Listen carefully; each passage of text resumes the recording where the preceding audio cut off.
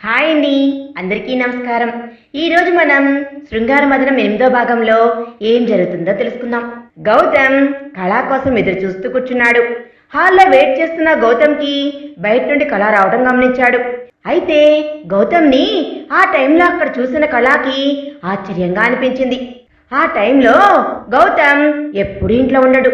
ఈరోజు ఖచ్చితంగా ప్రపంచం మునిగిపోతుంది.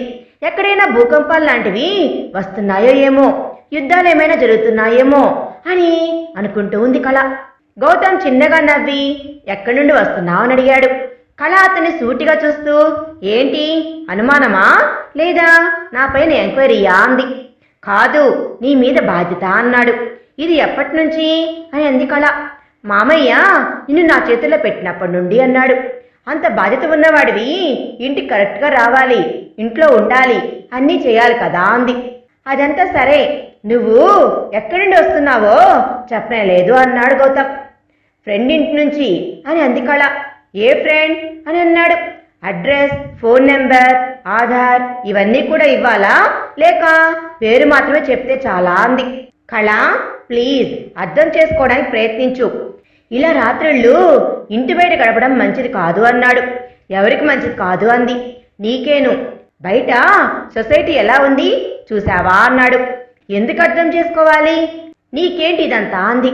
గౌతమ్ చాలా సహనంగా, నీకేం కావాలి కలా, నువ్వేం కోరుకున్నా అన్ని ఇంట్లోనే దొరుకుతున్నాయి కదా, అటువంటప్పుడు ఎందుకు కొత్తగా లేనివి అలవాటు చేసుకుంటున్నావు అన్నాడు. ఏం జరుగుతుంది నాకు ఇక్కడ? నాకు కావలసిన మనశ్శాంతి దొరుకుతుందా? నేను కోరుకున్న ప్రేమాభిమానాలు దొరుకుతున్నాయా ఇక్కడ? ఇచ్చిన మాట కోసం నా తండ్రి నా జీవితాన్ని మట్టి పాలు చేశాడు అని అంది కళ. తప్పు కళ, మామయ్య ఏమీ చేయలేదు, నీ సేఫ్టీ గురించి ఆలోచించారు. నా దగ్గరైతే నువ్వు భద్రంగా ఉంటావని ఆలోచించారు అన్నాడు. అంటే కేవలం సేఫ్టీ మాత్రమేనా నా సుఖ సంతోషం? నా మిగతా జీవితం ఎవ్వరికేం అక్కర్లేదా అంది. అలా ఎందుకు ఆలోచిస్తున్నావు కళ అన్నాడు. ఇంకెలా ఆలోచించమంటావు? నన్ను నీ ఇంటి పని మనిషిగా మార్చావు. నీకు నాకు సంబంధం ఏంటి? తాళి కట్టి ఇక్కడ పడేశావు. నువ్వు తాళి కట్టినంత మాత్రాన నాకు భర్త అవుతావు అనుకోవద్దు. నువ్వంటే నాకు అసలు ఇష్టమే లేదు, అసహ్యం. నువ్వంటే చిన్నప్పటి నుంచి మా నాన్న ఎప్పుడు చూడు నిన్నే చూపించి గౌతమ్ చూసి నేర్చుకో అని అంటాడు. గౌతమ్ చూడు ఎంత నెమ్మదిగా ఉన్నాడో, ఎంత బాగా పనిచేస్తున్నాడు. ఉదయం లేచినప్పటి నుండి ఇంట్లో వినపడే పేరు గౌతమ్ గౌతమ్ గౌతమ్. ఈ పేరే వినపడుతుంది. నాకు అమ్మకు తెలుసా, నీ పేరు వినపడని చోటికి వెళ్ళిపోవాలి అనిపించేది జీవితాంతం. కానీ చూసావా, నీ కాళ్ళ దగ్గర పడి ఉండమని భగవంతుడు శిక్ష వేశాడు నాకు అంది. తన మీద కళకి ఉన్న ఫీలింగ్స్ చూసి గౌతమ్కి వింతగా ఏమీ అనిపించలేదు. తాను చిన్నప్పటి నుంచి ఆమెను చూసిందే కదా, అందుకే కదా నీకు దూరంగా ఉన్నాను. నీకు భర్తగా కాదు, నీ మామయ్య కొడుకుగా కూడా కాదు, నీ స్నేహితుడు అని అనుకుంటున్నాను. నెగిటివ్ కోణంలో చూడటం మానేసి కొంచెం అర్థం చేసుకోవడానికి ప్రయత్నించు అన్నాడు. ఇంకెలా చూడమంటావు? నీకు తెలుసా నేను ఎందులో సంతోషంగా ఉంటాను అని? నీకు తెలుసా నాకేం కావాలి అని? కళ చెప్పే ప్రతి మాటని శాంతంగా వింటున్న గౌతమ్, ఈరోజు మామయ్య సంవత్సరికం గుర్తుందా అని అన్నాడు. కూతురిగా నువ్వు, మేనల్లుడుగా నేను ఇద్దరం కలిసి గుడికి వెళ్దామనుకున్నాను అన్నాడు. నా జీవితం నాశనం చేసిన ఆయనకు సంబంధించింది ఏది గుర్తు పెట్టుకోవాల్సిన అవసరం నాకు లేనే లేదు. నేను రాను. అనవసరంగా డిస్టర్బ్ చేయకు. నీ పని నువ్వు చేసుకో, నా పని నేను చేసుకుంటాను. ఏం చెయ్యాలి ఏం చేయకూడదు అనేది నాకు తెలుసు అని కోపంగా అంది. గౌతమ్ స్థిరంగా ఒకే మాట అన్నాడు. నీకు తెలియదు కళా, నువ్వు చేస్తున్నది ఏమీ నీకు తెలియదు అన్నాడు. నాకు తెలుసు, నేను సంతోషం కోసమే చేస్తున్నాను అంది. నువ్వు చేసే పనిలో సంతోషం లేదు అన్నాడు. మరి ఎక్కడ ఉంది? నువ్వు చెప్తావా నా సంతోషం అని కోపంగా మాట్లాడింది. తెలుసు అన్నాడు గౌతమ్. నీ సంతోషాన్ని 6 ఏళ్లుగా వెతుకుతున్నాను. దొరికాడు. కొంచెం ఓపిక పట్టు, తీసుకుని వచ్చి 10 రోజుల్లో నీ ముందర నిలబెడతాను అని అన్నాడు. కళ షాక్ కొట్టినట్లు బిగుసుకుపోయి గౌతమ్ వైపు చూస్తుంది. నాకు తెలియదనుకున్నావా? అన్నీ తెలుసు. గిరిధర్ కోసం 6 ఏళ్లుగా నేను వెతికిస్తూనే ఉన్నాను. తన ఆచూకీ దొరికింది. ప్రస్తుతానికి ఇక్కడ లేడు. ఉన్న పొలాన్ని అమ్ముకొని దుబాయ్కి వెళ్ళిపోయాడు. అక్కడ వీసా టైం అయిపోయింది, ఇంకో 10 రోజుల్లో వస్తున్నాడు. రాగానే ఇంకో 10 రోజుల్లో అన్నీ సెట్ అయిపోతాయి అన్నాడు. ఇంకా కళ ఆశ్చర్యంగానే చూస్తూ ఉంది గౌతమ్ని. గౌతమ్ కళా దగ్గరికి వెళ్ళి ఆమె చేతులు పట్టుకొని, మొదటిసారి గౌతమ్ కళా చేతులు పట్టుకోవడం. నన్ను భర్తగా కాదు, నీ అత్త కొడుకుగా కూడా కాదు, నీ ఫ్రెండ్లా, నీ బెస్ట్ ఫ్రెండ్గా అనుకోమా. నేను చెప్పేది ఆలోచించు. నా గురించి నెగిటివ్గా ఆలోచించడం మాని నేను చెప్పింది కరెక్టే అయితే, నీ మనసు నిజమని నమ్మితే నేను చెప్పింది చెయ్యి అన్నాడు. నేను నిన్ను బాధ్యతగా స్వీకరించాను. నన్ను చిన్నప్పటి నుంచి పెంచిన మామయ్యకి ఇలా నేను రుణం తీర్చుకుంటాను అనుకో అని అన్నాడు. కళ, మన పెళ్ళైన వారానికి నాకు గిరిధర్ గురించి తెలుసు. ఏమాత్రం ముందే తెలుసున్నా అసలు ఈ పెళ్లి జరిగేదే కాదు. నాకు నిజంగా తెలియదు, నన్ను నమ్ము. నేను తెలుసుకునేసరికి అతను ఉన్న ఉద్యోగానికి రిజైన్ చేసి పొలాన్ని అమ్మి తల్లిదండ్రులను తీసుకుని వెళ్ళిపోయాడు. అప్పటి నుండి అతని గురించి వెతకడం మొదలుపెట్టాను. తెలిసిన వాళ్ళ దగ్గర అందర్నీ అడిగాను, కానీ ఎవ్వరికి తన ఆచూకీ దొరకనీయకుండా జాగ్రత్త పడ్డాడు. అందుకే ఆలస్యమైంది. ప్రేమించడం మాత్రమే కాదు, ఆ ప్రేమని నిలబెట్టుకునే ధైర్యం, నేర్పు, సహనం కూడా ఉండాలి. నువ్వు మామయ్య చెప్పకుండా తప్పు చేశావు. ఒకవేళ చెప్పి ఉంటే ఏం జరిగేదో నాకు తెలియదు. ఒకవేళ నువ్వు చెప్పుంటే ఏం జరిగేదో నాకు తెలియదు. కానీ చెప్పి చూడాల్సింది నువ్వు. ఇప్పటికైనా మించింది ఏమీ లేదు. నన్ను నమ్ము, అన్నీ సర్దుకుంటాయి. కొంచెం ఓపిక పట్టు ప్లీజ్. నా మీద కోపంతో, అసహనంతో ఎటువంటి తొందరపాటు పనులు చేయకు. ఇప్పుడు నువ్వు చేసినవంతా ఆపేసేయ్. గిరిధర్ వచ్చిన తర్వాత తనను కూర్చోబెట్టి మాట్లాడదాం. నేను సంపాదించిన దానిలో సగం ఆస్తి నీకే చెందుతుంది అన్నాడు. ప్లీజ్, మిగతా సగం ఎవ్వరికీ అడగకు. అన్నింటినీ కరెక్ట్ చేసే పూచి నాది అన్నాడు. కళ గౌతమ్ మాటలకు మంత్రం వేసినట్లు అలాగే నిలబడిపోయి చూస్తుండిపోయింది. ఇవన్నీ మీకెలా తెలుసు బావా అంది. బావానా? మళ్ళీ నవ్వాడు గౌతమ్. నన్ను బావా అనకు. నేను నీ బెస్ట్ ఫ్రెండ్ని, నీ మంచి కోరే నీ శ్రేయోభిలాష్ని. నన్ను పేరు పెట్టి పిలువు అన్నాడు. వస్తున్నా. కళ కన్నీళ్లను తుడిచి, సరే ఇక్కడ కూర్చో. నాకెందుకు ఎప్పుడు గిరిధర్ గురించి చెప్పలేదు అన్నాడు. అంటే పెళ్ళైపోయింది కదా అంది. ఎవరు చెప్పారు పెళ్ళైపోతే జీవితమంతా అయిపోయింది అని? నీకు మనస్ఫూర్తిగా నచ్చని బంధంలో నిన్ను ఎందుకు ఉండనిస్తాను? ఎలా అనుకున్నావు నువ్వు? ఒకసారి చెప్పి చూడాల్సింది. నా మీద కోపంతోనో, మామయ్య మీద కోపంతోనో నీ అంతట నువ్వే ఏదో అనుకుంటే ఎలా? సరే ఇప్పుడైనా చెప్పు నువ్వు గిరిధర్ గురించి అన్నాడు. నువ్వు సిటీలో చదువుకునేటప్పుడు పరిచయం. మన పక్క కాలనీలోనే ఉండేవాడు. సెంట్రల్ రైల్వే జాబ్లో. ఓహ్, గవర్నమెంట్ ఉద్యోగం చేస్తున్నాడా? Good, very good. చెప్పు చెప్పు అన్నాడు. పరిచయం స్నేహంగా ఎప్పుడు మారిందో, స్నేహం ఎప్పుడు ప్రేమగా మారిందో తెలియదు. నాకు అతనంటే చాలా చాలా ఇష్టం. అబ్బో, మరి అంత ఇష్టం ఉన్నవాడు డైరెక్ట్ గా వచ్చి మా మామయ్యతో ఎందుకు మాట్లాడలేదు? నువ్వు వచ్చాక నీకు గిరి గురించి చెప్పి నీ చేత నాన్నకు చెప్పిద్దామనుకున్నాను. కానీ నాన్న ఆరోగ్యం సీరియస్ అవ్వడంతో మన పెళ్లి వెంటనే జరిగిపోయాయి. అప్పటి నుంచి ఎప్పుడు నేను తన్ను చూడనే లేదు, కలవను కూడా లేదు అని ఏడుస్తూ అంది కళ. తెలుసు అన్నాడు గౌతమ్. సరే, ఇంక చెప్పావు కదా, తను వచ్చిన వెంటనే మాట్లాడతాను. కానీ ఎలా ఒప్పుకుంటాడు? నాకు పెళ్ళైపోయింది కదా. బయట వాళ్లకు నేను నీతో 6 ఏళ్లు కాపురం చేశాను అని అనుమానంగా అడిగింది కళ. నువ్వేం భయపడకు. తన గురించి నాకు తెలిసిన వెంటనే నేను తనకి డీటెయిల్గా లెటర్ రాశాను, కాల్ కూడా చేశాను. ఇది విన్న వెంటనే తను వచ్చేయాలి అనుకున్నాడు. కానీ తన కాంట్రాక్ట్ వల్ల రాలేకపోయాడు. నేను నీకు చెప్దాము అనుకున్నాను, కానీ ఉన్న బిజీ వల్ల చెప్పలేకపోయాను. ఇప్పుడు కాంట్రాక్ట్ అయిపోయింది, వచ్చేస్తున్నాడు. వచ్చిన తర్వాత మిగతా విషయాలు మాట్లాడుకుందాం అని అన్నాడు గౌతమ్. థ్యాంక్ యూ బావా అని అంది కళ. గౌతమ్ కళ వైపు చూశాడు. థ్యాంక్ యూ గౌతమ్ మనస్ఫూర్తిగా చెప్పింది కళ. చిన్నగా చిరునవ్వు నవ్వి టేక్ కేర్ అనేసి వెళ్ళిపోయాడు గౌతమ్. గౌతమ్కి చాలా ఆనందంగా ఉంది. ఇన్ని సంవత్సరాలుగా మోసిన బరువు ఏదో తీరిపోయినట్లుగా ఉంది. ఆ రోజంతా చాలా ఆనందంగా ఉన్నాడు. కళ కూడా ఎప్పుడు లేనంత ఆనందంగా ఉంది. ఇన్ని రోజులు తాను ఉన్న ఇల్లు తనకు ఈ రోజు కొత్తగా అందంగా కనబడుతుంది. ఇన్ని రోజులు జైల్లా ఫీల్ అయినటువంటి స్థలం ఇప్పుడు స్వర్గంలా అనిపిస్తుంది కళకి. అదేనేమో ఆలోచనలో లేని మహత్యం. మనిషి ఆలోచన మారిన క్షణం తాను ఉండే పరిసరాలు తనకే కొత్తగా కనబడతాయి.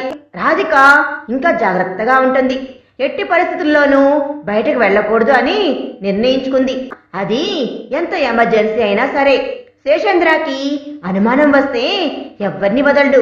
అందుకే ఇంకెప్పుడు గౌతమ్ ముందరికి పోకూడదు అనుకుంది రాధి.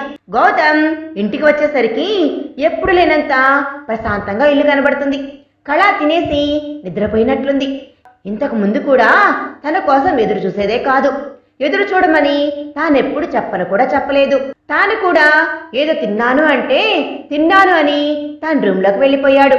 అయితే గౌతమ్ గదిలోకి వెళ్ళేసరికి అక్కడ అంతా ఖాళీగా ఉంది. బయట వాళ్ళకు చూడటానికి ఒకే రూమ్, కానీ లోపల 2 సపరేట్ రూమ్స్ ఉంటాయి. ఒక రూమ్ లోపల ఇంకొకటి ఉంటుంది. గౌతమ్ లోపల ఉంటే కళ బయట ఉంటుంది. ఈసారి అక్కడ ఎవ్వరూ కనిపించలేదు. ఏమైందో అని గౌతమ్ కంగారు ఎక్కువ అవుతూ ఉంది. తను బయటకు వచ్చేసరికి తన కళ ఎదురొచ్చింది. ఏమైంది అని అడిగింది కళ. అదే అడుగుతున్నా, ఏమైంది, గదిలో లేవు అన్నాడు. కంగారు పడుకు గౌతమ్, ఈ రోజు నుండి అక్కడ ఉండను, పక్క రూమ్లో ఉంటాను. ఇప్పుడు ఎవరేమనుకున్నా నాకు అనవసరం. సామానంతా సాయంత్రం షిఫ్ట్ చేసేశాను. అది నీ రూమ్. ఇంకా నువ్వు వచ్చాక చెబుతాము అనుకున్నాను. నువ్వు కంగారు పడతావేమో అని నీ అలికిడి విని వచ్చాను. గుడ్ నైట్ అనేసి వెళ్ళిపోయింది కళ. గౌతమ్ చాలా రిలాక్స్గా ఫీల్ అయ్యాడు. లోపలికి వెళ్ళి ఆ బెడ్ మీద అడ్డంగా పడి రాధిని తలుచుకుంటూ, థ్యాంక్ యూ బుజ్జమ్మ, ఎక్కడున్నావు, చాలా గుర్తుకొస్తున్నావు. ఇన్ని సంవత్సరాలకి ఒక్కొక్కడిగా ఉన్న సమస్యలు తీరిపోతూ ఉన్నాయి. నీ డ్రీమ్ ప్రాజెక్ట్ కూడా మొదలైంది. ఇంకా నేను అనుకున్నది చేయాలి. గుడ్ నైట్ మా అని రాధి ఫోటో గుండెల మీద పెట్టుకొని చాలా సంవత్సరాల తర్వాత ప్రశాంతంగా నిద్రపోయాడు గౌతమ్. కన్నయ్య వద్దు అంది రాధి. ఛా, వద్దు అంటే వదులుతాననుకున్నావా అని అన్నాడు గౌతమ్. ఇంకా చాలు, వదులు ప్లీజ్. ఛాన్సే లేదు, ఊపిరి ఆడటం లేదు. నేను ఇస్తున్నాను కదా, ప్లీజ్ కన్నయ్య వదులు, దగ్గరికి వస్తే చాలు. ఏదో ఒక రకంగా మాయ చేసేస్తా అంది. నువ్వు ఏమన్నా వదలను రాదమ్మా. ప్రేమ రుచి చూపి మాయ చేసి ఇప్పుడు వదలమంటే వదులుతానా? నా ఊపిరిలో ఊపిరిగా మారి ప్రాణం ఎప్పుడో ముడిపడిపోయింది. దూరమైన క్షణాలు అన్నీ లెక్క పెట్టుకొని మరీ దక్కించుకుంటూ ఉన్నాను నిన్ను అంటూ అద్రాలు అందిస్తున్నా కానుకలు అందుకుంటూ ఆమె కవ్వింపుల కులుకుల సమాధానాలనిస్తూ దేహంపై చేతులతో ముగ్గులు వేస్తూ మునిపంటితో దేహంపై వర్ణాలద్దుతూ నడువంపుల్ని కవ్విస్తూ తన అద్రాల వెల్లువతో వీణలు మ్రోగిస్తూ శిఖరాగ్రం నుండి పొంగుకొస్తున్న జలధారలాగా క్రిందకి వస్తూ ఆమెను కరిగిస్తూ తాను కరుగుతూ హాల్లో పనిలో ఉన్న కళకి డబ్బని సౌండ్ వచ్చింది. ఏమైందో అని కంగారుగా అతని గదికి వచ్చి చూసింది. గౌతమ్ కింద పడి ఉన్నాడు. అప్పుడే స్పృహలోకి వచ్చిన వాడిలా కళ వైపు చూశాడు. కల్లో అమ్మాయి అంత బాగుందా అని అడిగింది కళ. ఏదో అలా జరిగిపోయింది అన్నాడు. కళ నవ్వుకుంటూ వెళ్ళిపోయింది. గౌతమ్ చాలా హుషారుగా కిందకు వచ్చాడు. తను వచ్చేసరికి కళ బ్రేక్ఫాస్ట్ అంతా రెడీగా పెట్టింది. ఎప్పుడు లేనిది ఆ రోజు కళ చాలా ఆకర్షణీయంగా కనబడింది. కళను చూస్తున్న గౌతమ్కి మనిషి మానసిక సంతృప్తి, ఆనందం ఎంత ముఖ్యమో అని అనిపించింది. ఇన్ని సంవత్సరాలు ఎన్ని అందమైన చీరలు, మేకప్ ఇవ్వలేని అందం కేవలం తన మనసులో నిండిపోయిన సంతోషం ఇస్తుంది. ఎప్పుడు బిజీగా ఉండి తినకుండా పోయే గౌతమ్ ఆ రోజు కూడా అలాగే వెళ్ళబోయాడు. గౌతమ్ బ్రేక్ఫాస్ట్ తినేసి వెళ్ళు అంది. లేదు, టైం అయిపోయింది కదా అన్నాడు. 10 నిమిషాలకు ఏం కాదు, వచ్చి తినేసిపో. ఈ రోజు నుంచి ఎప్పుడు బ్రేక్ఫాస్ట్ చేయకుండా నువ్వు బయటకు పోకూడదు. నేను ఉన్నా ఇక్కడ లేకపోయినా నువ్వు తినకుండా పోకూడదు, సరేనా అంది. ఆమెలో వచ్చిన మార్పు గౌతమ్కి చాలా ఆశ్చర్యాన్ని, ఆనందాన్ని కలిగించింది. సంతోషంగా ఆమెతో పాటు కలిసి బ్రేక్ఫాస్ట్ చేసి ఆఫీస్కి వెళ్ళిపోయాడు గౌతమ్. కళ ఇంటి పనుల్లో మునిగిపోయింది. ఆ రోజు గౌతమ్ కొత్త ప్రపోజల్తో ఆఫీస్కి వచ్చాడు. రాగానే తన పర్సనల్ రూమ్లోకి వెళ్ళిపోయి రాధి ఫోటో ముందు నిలబడి ఆమెను తదేకంగా చూస్తూ, గుడ్ మార్నింగ్ బుజ్జమ్మ, ఎలా ఉన్నావు, రాత్రి నాకు నిద్ర లేకుండా చేసి నువ్వు హ్యాపీగా నిద్రపోయావు కదా.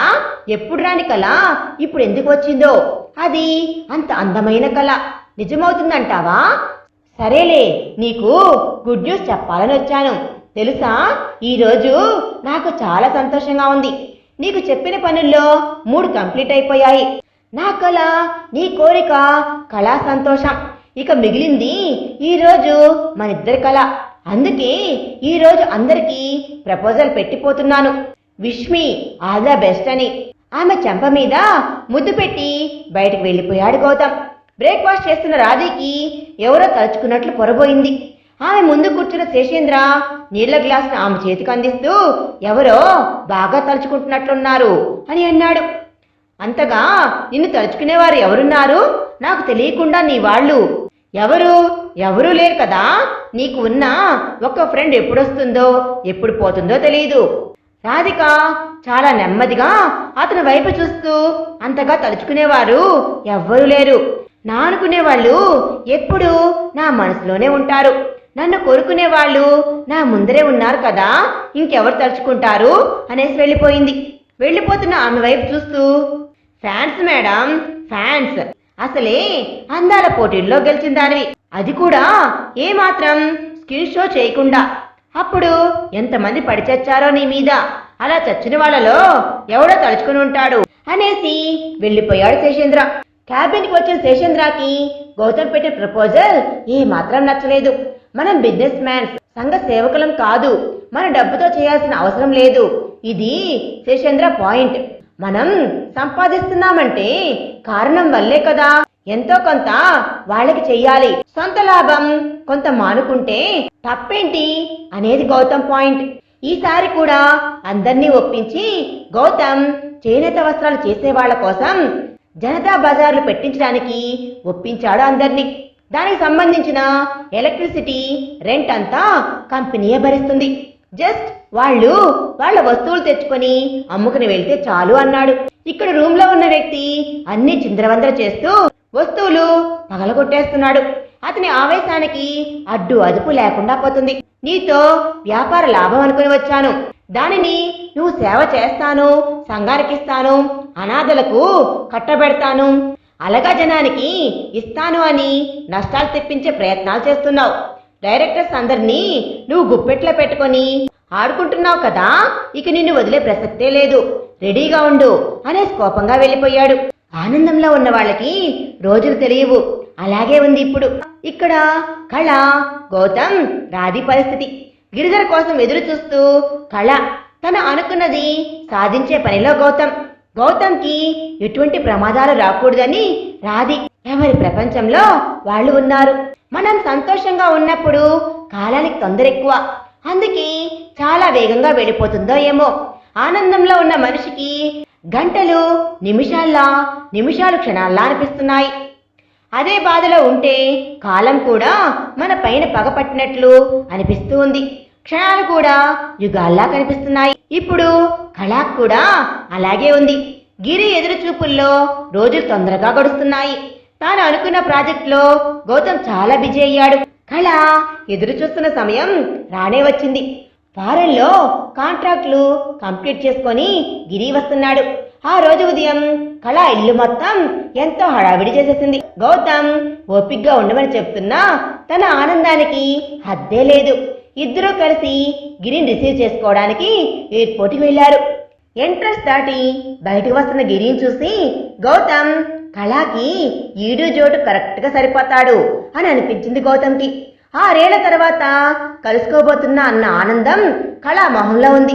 అప్పటికి ఇప్పటికీ ఏమీ మారలేదు గిరి.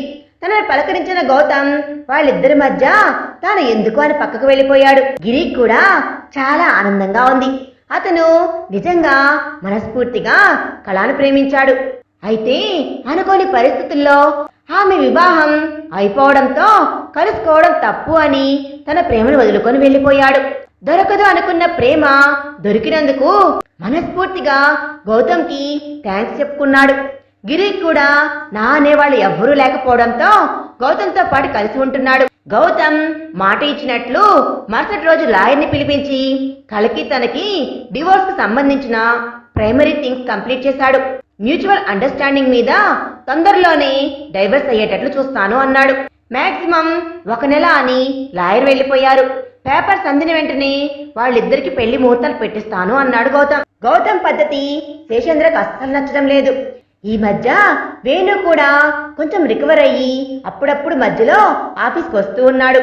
సాగే రోజుల మధ్య వచ్చే రాజీ తలుపులను బలవంతంగా అడ్డుకట్ట వేస్తూ గౌతమ్ తన పనిలో ఉన్నాడు. గౌతమ్కి కళాకి ఇంకొక వారంలో డివోర్స్ మంజూరవుతాయి లాయర్ గారు చెప్పారు. అది విన్న గౌతమ్ అదే వారంలో వారి పెళ్లికి ముహూర్తం పెట్టించాడు. గౌతమ్ తన భార్యకి విడాకులు ఇస్తున్నాడు అని శేషేంద్రకు తెలిసింది. దాంతో గౌతమ్ దగ్గరికి వచ్చి నీలాంటి వాడిని ఇంతవరకు నేను ఎక్కడా చూడలేదు అని అన్నాడు శేషేంద్ర. ఏమైంది అన్నట్లు అసలు ప్రాబ్లం ఏంటో అర్థం కాక అతని వైపు చూస్తాడు గౌతమ్. భార్య ఏదైనా చేస్తే అదిరించో బెదిరించో మన దారికి తెచ్చుకోవాలి, కానీ విడాకులిచ్చి వేరే పెళ్లి చేస్తావా? నువ్వేం మగాడివి?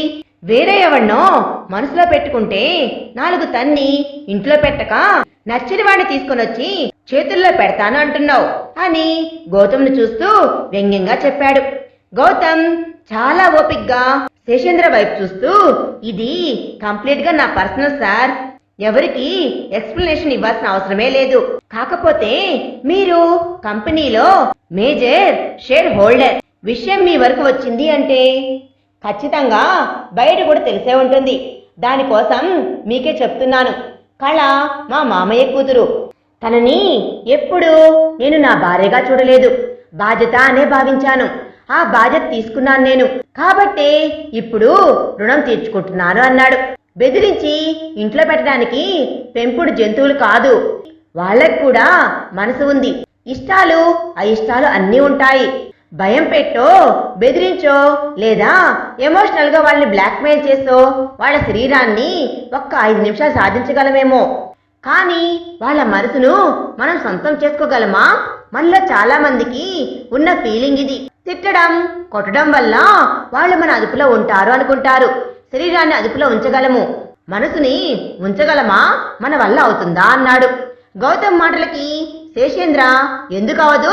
నా భార్యను చూడు, నేను పెట్టుకోలేదా నా అదుపులో? నేను చెప్పినట్లే వింటుంది. ఎందుకంటే తనకు తెలుసు నా మాట జవదాడితే తర్వాత ఏం జరుగుతుందో అని అన్నాడు శేషేంద్ర. ఆవిడ మీ అదుపులో ఉన్నారు అని, ఆవిడ మనసులో కూడా మీరే ఉన్నారు అని ఖచ్చితంగా చెప్పగలరా అన్నాడు. శేషేంద్ర ఆ మాటకు ఒక్క క్షణం నిశ్శబ్దంగా ఉండి ఆలోచనలో పడ్డాడు. గౌతమ్ చిన్నగా నవ్వుతూ మీరు చెప్పినట్లు వింటున్నారనో లేదా మీ అదుపాజ్ఞల్లో ఉంటున్నారు అనేది అది మీ గొప్పతనం కాదు, వాళ్ళకు చిన్నప్పటి నుండి నేర్పించినటువంటి విలువలు నైతిక గొప్పతనం. వాళ్ళు ఒక్కసారే ఆ గీత దాటి బయటకు వస్తే నిజంగానే మన వాళ్ళని మనం కంట్రోల్లో పెట్టగలమా? మన దురదృష్టం ఏమిటంటే మనలో చాలా మంది ఇలాగే ఆలోచిస్తారు. వాళ్ళ మనసులో ఏముందో తెలుసుకోవాలని ఒక్కసారి కూడా ప్రయత్నం చేయం మనం. జనరల్ గా అమ్మాయిలు ఏదైనా ఒక నిర్ణయం తీసుకోవాలి అనుకున్నా లేదా ఏ పని చేయాలి అనుకున్నా ముందు ఇంట్లో వాళ్ళ గురించి ఆలోచిస్తారు, తర్వాత సొసైటీ గురించి ఆలోచిస్తారు. వారి గురించి వాళ్ళు ఎప్పుడూ ఆలోచించరు. ఒకవేళ ఆలోచించినా వాళ్ళ కోసం వాళ్ళు ఇచ్చుకునే ప్రయారిటీ ఎప్పుడు చివరిగానే ఉంటుంది. అందుకే చాలా మంది అమ్మాయిలకు గుండెల్లో ఉన్నవాడు గుండెల పైన ఉండడు, గుండెల పైన ఉన్నవాడు గుండెల్లో ఏముందో చూడాలి అనుకోడు. ఎన్నో రాత్రులు చీకట్లో వాళ్ళ కన్నీళ్లలో కరిగిపోతూ ఉంటాయి. కన్నీటిని కనురెప్ప కూడా దాటి బయటకు రానివ్వరు. వాళ్ళ గొప్పతనాన్ని మనకు అన్వయించుకొని నేను మగాడిని, నేను భార్యని కంట్రోల్లో పెట్టాను అని అన్నీ మనకు మనమే అనుకోవడం నాకు నచ్చదు. మీరు చెప్పే ఈ లక్షణాలు మగాడిగా నిలబడతాయంటే వాటన్నింటికి నేను దూరంగా ఉండటానికే ఇష్టపడతాను. గౌతమ్ మాటలతో శేషేంద్ర ఈగో ఇంకా హర్ట్ అయింది. అయినా నీ మాటలు నేను సపోర్ట్ చేయను. అలాంటి వాళ్ళు నా ఇంట్లో ఉంటే ఎక్కడైనా దూరంగా, అది కూడా నీళ్లు కూడా లేని చోట వదిలేస్తాను చావమని, కానీ నీలాంటి పనులు అయితే చేయను అన్నాడు. గౌతమ్ నవ్వుతూ వదిలేస్తారా? ఇలా వదులుకుంటూ వెళ్ళిపోతే మన జీవితంలో ఎంతమందిని వదిలేయాలి అన్నాడు. అందంగా లేదని, మాట వినడం లేదని, భార్యను అర్థం చేసుకోవడం లేదని, మనకు అండగా ఉండడం లేదని తమ్ముళ్లను పెద్దవాడిని అనే అహంకారం చూపుతున్నాడు అని, అన్నని అవసరానికి పనికి రావడం లేదు అని, అక్కా చెల్లెల్ని ఆస్తి పంచి ఇవ్వడం లేదని, అమ్మా నాన్నల్ని అవసరానికి వాడుకున్నారు అని, స్నేహితుల్ని ఇలా అందరినీ వదిలేసుకుని వెళ్తూ ఉంటే చివరికి ఏదో ఒకరోజు మనం ఒంటరిగా మిగిలిపోయి ఈ ప్రపంచాన్ని వదిలేయాల్సి వస్తుంది అన్నాడు. జీవితం అంటే అందరినీ వదులుకుంటూ పోవడం కాదు, నా అనే వాళ్ళందరినీ కలుపుకుంటూ పోవడం, అందులో మన సంతోషాన్ని వెతుక్కోవడం నాకు ఇలాగే నచ్చుతుంది అన్నాడు గౌతమ్. నీ కర్మ, ఏదో ఒకరోజు నేను చెప్పిందే కరెక్ట్ అంటావు చూడు అని అన్నాడు శేషేంద్ర కోపం పట్టలేక. ఆ మాటకి గౌతమ్ ఇంకేమీ చెప్పలేదు. అసహనంగా అక్కడి నుండి వెళ్ళిపోయాడు శేషేంద్ర. అతను వెళ్తుంటే వర్ష ఎదురొచ్చింది. వర్షాను కూడా ఓ చూపు చూసిపోయాడు. లోపలికి వచ్చిన వర్ష, ఏంటన్నయ్యా ఆయన అంత కోపంగా వెళ్తున్నాడు అంది. గౌతమ్ చిన్నగా నవ్వి, ఏమో నాకేం తెలుసు, అది సరే గాని నీకిచ్చిన వర్క్ అయిపోయిందా అన్నాడు. ఇదిగోండి ఫైల్. అయినా ఇంత ఈగో కోపిష్టి మనిషిని వాళ్ళ ఆవిడ ఎలా భరిస్తుందో. అసలు ఆయన భార్య ఎంత అందంగా ఉంటుందో తెలుసా, అచ్చు కుందనపు బొమ్మలా. ఈయనకి ఆవిడికి అస్సలు పొంతనే లేదు. ఆవిడ ఎంత నెమ్మదిగా సౌమ్యంగా మాట్లాడుతుందో పాపం. అయినా అటువంటి ఆవిడికి రావణాసురుడు లాంటి భర్త ఏంటో. వదిలితే ఆవిడ గురించి పుస్తకం రాసేటట్లున్నావే అని అన్నాడు గౌతమ్. అయ్యో నిజమన్నయ్యా, ఆవిడ గురించి ఎంత చెప్పినా తక్కువే. అలా ఉంటుంది ఆవిడ. తన పేరు ఏదో ఉంది, గుర్తుకు రావడం లేదు అంది. సరే సరే, ఏమున్నా మనకెందుకు, ఇతరుల గురించి ముందు పని చూడు అని గౌతమ్ పనిలో బిజీ అయిపోయాడు.